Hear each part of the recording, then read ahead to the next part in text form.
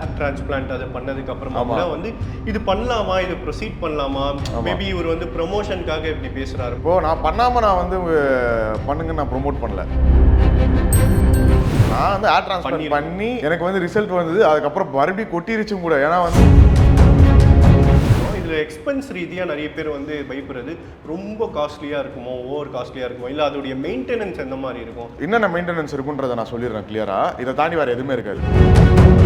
இதில் ஃபுட்டு விஷயத்தில் oily foods நிறைய எடுக்கிறதோ அதில் எவ்வளோ கான்ஷியஸாக இருக்கணும்? ப்ரோ நான் இப்போ டயட்டில் இருக்கேன். 2 months வந்து பார்த்தீங்கன்னா வந்து 13 kgs கம்மி பண்ணியிருக்கேன்.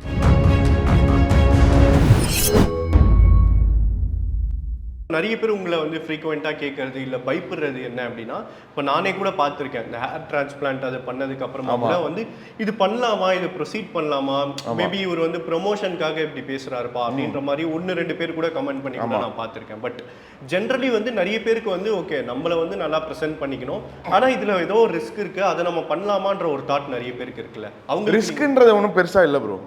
இப்போது நான் பண்ணாமல் நான் வந்து பண்ணுங்க நான் ப்ரொமோட் பண்ணல. நான் வந்து ஹேர் டிரான்ஸ்பிளான்ட் பண்ணி எனக்கு வந்து ரிசல்ட் வந்தது. அதுக்கப்புறம் மறுபடியும் கொட்டிருச்சும் கூட. ஏன்னா வந்து நான் மறுபடியும் ஹெல்மெட் யூஸ் பண்ணுறேன், மறுபடியும் ட்ராவல் பண்ணுறேன். எவ்ரிடே தண்ணி மாறிக்கிட்டே இருக்குது, ஃபுட்டு மாறிக்கிட்டே இருக்குது. இந்த மாதிரி விஷயம் எல்லாமே அப்போ எக்ஸ்ட்ரீமாக நடக்கும். மறுபடியும் பண்ணால் கூட நம்ம ஒழுங்காக பார்த்துக்கலன்னா கண்டிப்பாக கொட்டிடும். ஆனால் என் ஃப்ரெண்டெல்லாம் பண்ணியிருக்கான். என் ஃப்ரெண்டுக்கெல்லாம் வந்து பார்த்தீங்கன்னா வந்து நீங்கள் ஹேர் டிரான்ஸ்பிளான்ட் பண்ண மாதிரியே ஒரு இதுவே இருக்காது. அந்தளவுக்கு சூப்பராக வந்திருக்கான் அவனுக்குலாம். ஏன்னா வந்து அவன் கரெக்டான டயட்டாக இருக்கட்டும், கரெக்டான ஃபுட் எடுக்கிறதா இருக்கட்டும், கரெக்டாக ப்ராப்பராக மெயின்டைன் பண்ணுறதா இருக்கட்டும், ஒரு குறிப்பிட்ட டைம் வரைக்கும் மெயின்டைன் பண்ணணும். ஈவன் நான் மீட் பண்ண ஒரு சில பொண்ணுங்களும் பண்ணியிருக்காங்க ஹேர் டிரான்ஸ்பிளான்ட். ஸோ அவங்களும் பைக்கர்ஸ் அவங்களும் பண்ணியிருக்காங்க. ஸோ அவங்களுமே சொல்கிறது என்னன்னா வந்து நான் திரும்ப ஹெல்மெட் போடும்போது எனக்கு திரும்ப கொட்ட தான் செய்யுது. ஸோ என்னோட ப்ரொஃபஷன் அந்த மாதிரி. ஸோ வந்து அதை எதுவுமே பண்ண முடியாது. பட் மற்றபடி ரிஸ்க் ஃபேக்டர்லாம் ரொம்ப கம்மி. ஆக்சுவலாக ஒரு டைம் அது சம்திங் ஏதோ ஒரு இன்சிடென்ட் நடந்ததுன்னு நினைக்கிறேன். ஒரு டாக்டர் யாரோ இறந்துட்டாங்க அந்த டைமில் நினைக்கிறேன் ஹேர் டிரான்ஸ்பிளான்ட் பண்ணும்போது. விச் அது எப்படி நடந்ததுன்னு எனக்கு இப்போ வரைக்கும் புரியல. ஏன்னா வந்து அந்தளவுக்கு ஒரு ரிஸ்கியான ஒரு திங்ஸ் எதுவுமே கிடையாது ஹேர் டிரான்ஸ்பிளான்ட் பொறுத்த வரைக்கும். ஜஸ்ட்டு வந்து நம்மளுடைய கிராஃப்ட்ஸை எடுத்து அவங்க வந்து ப்ளேஸ் பண்ண போகிறாங்க. ஸோ அவங்க கொடுக்குற அந்த அனஸ்தீசியா லெவல் தான் வந்து பார்த்தீங்கன்னா வந்து மேட்ரு. இப்போது ஸ்மோக் பண்ணுறவங்களாம் இருந்தாங்கன்னா அவங்களுக்கு வந்து சீக்கிரமாக வந்து அந்த அனஸ்தீசியா கொடுத்தாலுமே வந்து அது ஓவர் அவுட் ஆயிரும். அவங்களுக்கு பெயின் எடுக்க ஆரம்பிச்சிடும். அனஸ்தீசியா வந்து டக்கு டக்குன்னு கொஞ்சம் அடிக்கடி கொடுத்துக்கிட்டே இருக்கணும் அவங்களுக்கு ஸ்மோக். அதனால தான் வந்து ஸ்மோக்கிங் ஸ்டாப் பண்ணிடுங்க அப்படின்னு சொல்லுவாங்க. ஒரு 20 days முன்னாடியே ஸ்மோக்கிங் ஸ்டாப் பண்ணிடணும். ஸோ தட் பிளட் ஃப்ளோ வந்து அது கரெக்டாக இருக்கும். அதுக்கேற்ற மாதிரி இதெல்லாமே ப்ராப்பராக பண்ணணும்னு நினைக்கிறேன். இதெல்லாம் எதுவுமே பண்ணாமல் நம்ம வந்து போயிட்டு எதனா வந்து சின்னதாக ஒரு சைட் எஃபெக்ட் வந்ததுனால நம்ம வந்து பண்ணுறவங்க மேலே பழிய போடக்கூடாது. நம்ம வந்து எல்லாத்துலேயுமே பண்ணுறதுல ப்ராப்பராக பண்ணிடணும். நான் சொல்லி அதுக்கப்புறமா கிட்டத்தட்ட 400 to 600 பேர் வந்து ஹேர் டிரான்ஸ்பிளான்ட் பண்ணியிருக்காங்க. அதே ஹேர் டிரான்ஸ்பிளான்ட் இதில் போயிட்டு எல்லாரோட இதுவுமே ரிவ்யூமே நல்லா தான் இருக்குது. பாசிட்டிவான ரிவ்யூ தான். ஓகே, நீங்கள் சொன்ன ஃபேக்டர்ஸ் இதில் முக்கியமான விஷயம் இல்லையா? ஏன்னா எந்த கெட்ட பழக்கங்களும் இல்லாமல் உடம்பை அஃபெக்ட் பண்ணக்கூடிய பழக்கங்கள் எதுவும் இல்லாமல் பார்த்துக்கிட்டா நல்ல ரிசல்ட் வரும் அப்படின்னு. கண்டிப்பாக இதில் ஃபுட்டு விஷயத்தில் இப்போ நிறைய கார்ப்ஸ் எடுக்கிறதோ இல்லை ஆயிலி ஃபுட்ஸ் நிறைய எடுக்கிறதோ அதில் எவ்வளோ கான்ஷியஸாக இருக்கணும் அந்த மாதிரி ஃபேக்டர்ஸ்? ப்ரோ நான் இப்போ டயட்டில் இருக்கேன். நான் லாஸ்ட் வந்து ஒரு 2 months வந்து பார்த்தீங்கன்னா வந்து 13 kgs கம்மி பண்ணியிருக்கேன், ரெடியூஸ் பண்ணியிருக்கேன். ஜனவரி 1ஆம் தேதி ஆரம்பித்தேன். இன்னைக்கு நீங்களே கால்குலேட் பண்ணிக்கணும்.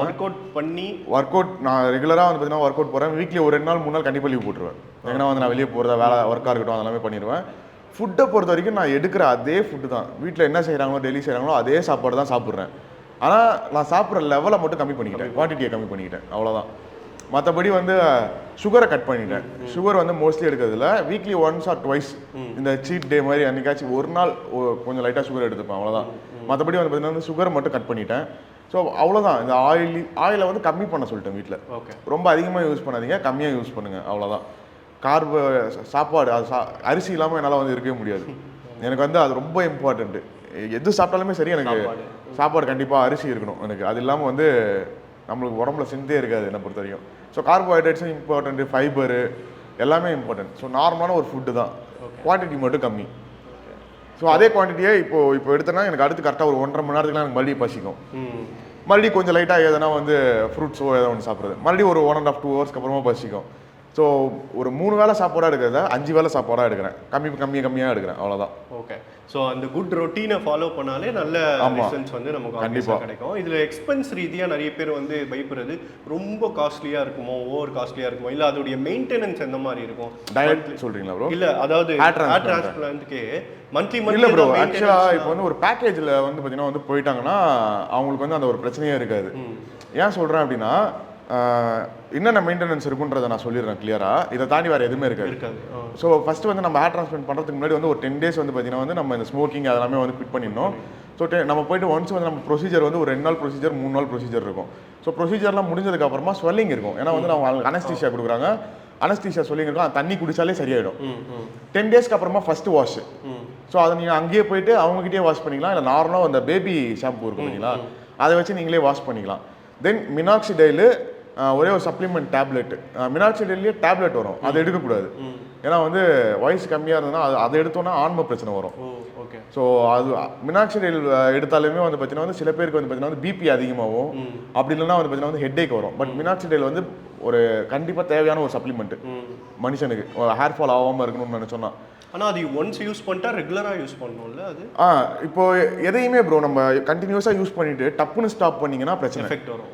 கொஞ்சம் கொஞ்சமாக ஸ்டாப் பண்ணணும். வீக்லி 5 நாள் யூஸ் பண்ணுறீங்களா, அதை அப்படியே வந்து 3 நாளாக கம்மி பண்ணிக்கணும், அப்புறம் 2 நாளாக கம்மி பண்ணிக்கணும், அதுக்கப்புறமா விடணும். நம்ம நீங்கள் டக்குன்னு எதுவும் ஒன்றுத்தையும் ஸ்டாப் பண்ணணும்னு நினச்சிங்கனாலும் அது கண்டிப்பாக பாடி அஃபெக்ட் பண்ணும். ஈவன் நீங்கள் ஸ்மோக் பண்ணுறது, ட்ரிங்க் பண்ணுறது கூட, இந்த ரெகுலராக ட்ரிங்க் பண்ணுறவங்களாம் வந்து டப்புன்னு ஒரே நாளில் நிப்பாடணும்னு நினச்சாங்கன்னா அவங்க பாடி வந்து உள்ள இதுவாகாது. ஸோ அதுக்கேற்ற மாதிரி வந்து நம்மளுக்கு அது டைம் கொடுக்கணும் கண்டிப்பாக. ஸோ மினாக்சிடைல் ஒரே ஒரு சப்ளிமெண்ட் டேப்லெட், அவ்வளோதான். விட்டமின் டேப்லெட்ஸ் மோஸ்ட்லி, விட்டமின் டேப்லெட்ஸ்லாம் நான் சின்ன வயசுல நான் எடுத்ததே கிடையாது. பட்னா அது கண்டிப்பாக நம்ம எடுக்கணுன்றதே வந்து நான் இப்போ ரீசெண்ட் டேஸில் தான் வந்து பார்த்தீங்கன்னா புரிஞ்சுக்கிட்டேனே. அது எடுக்கிறதுனால நம்மளுக்கு எவ்வளோ எனர்ஜி உடம்புல வருது, நம்மளுக்கு எவ்வளோ நல்லதெல்லாம் ஸ்கின் வந்து பார்த்தீங்கன்னா வந்து கிளியர் ஆகிறதா இருக்கட்டும், அதெல்லாமே வந்து நிறைய. ஸோ அது மாதிரி விட்டமின் டேப்லெட்ஸ் மட்டும் வாங்கி வச்சுக்கணும், இவ்வளோ தான் ஒரு மெயின்டெனன்ஸ், வேறு எதுவுமே கிடையாது, எதுவுமே கிடையாது. ப்ளஸ் பிஆர்பிஸ், நீங்கள் நான் ஸ்டார்டிங்கில் சொன்ன மாதிரி பேக்கேஜில் போயிட்டீங்கன்னா ஃபஸ்ட்டு 6 பிஆர்பி இல்லைனா ஃபஸ்ட்டு 8 பிஆர்பி, ஃபஸ்ட்டு 8 பிஆர்பிஸ் தான் வந்து பார்த்தீங்கன்னா வந்து தேவையே நமக்கு. அதுக்கப்புறமா வந்து நம்ம பிஆர்பி பண்ணணும் தேவையில்லை. ஸோ பிஆர்பிஸ் அந்த பேக்கேஜ்குள்ளேயே வந்துருதுன்னும் போது ஒரு 3 months ஒன்ஸ் நம்ம போய் பிஆர்பி பண்ணிட்டோம்னா முடிஞ்சு, அவ்வளோதான். ஓகே. தேங்க்யூ, இவ்வளோ டீட்டெயில்டாக வந்து எங்களுக்காக எக்ஸ்பிளைன் பண்ணி. ஏன்னா நிறைய பேர் வந்து இது அந்த ப்ராசஸ் பண்ணுறவங்க இவ்வளோ கிளியராக சொல்ல மாட்டாங்க. ஓகே அதில் பெனிஃபிட் தான் இருக்குது அப்படின்னு சொல்லி சிம்பிளாக விட்டுருவாங்க. பட் நீங்கள் என்னென்ன ப்ராசஸ் அண்டர்கோ பண்ணி இதை வந்து பண்ணி ஆப்வியஸாக ப்ரோ, நான் என் பாடியில் ஒரு விஷயத்த பண்ணுறேன்னும் போது நான் அதுக்கான ரிசர்ச்சை பண்ணிட்டு தான் நான் கண்டிப்பாக பண்ணியிருப்பேன். ஸோ அது பண்ணிவிட்டு ஓகே நம்மளுக்கு சேஃப் தான். நான் ஒரு விஷயத்த இந்த மாதிரி விஷயத்த சஜஸ்ட் பண்ணுறோன்னும் போது நான் ரொம்ப காஷியஸாக இருப்பேன். நாளைக்கு யாருக்காச்சும் எதனா ஒன்று ஆயிடுச்சுன்னு வச்சுக்கோங்களேன், அந்த கம்பெனி அஃபெக்ட் பண்ணுறத விட என்ன அஃபெக்ட் பண்ணுறது அதிகமாக இருக்கும் அது. So yeah okay.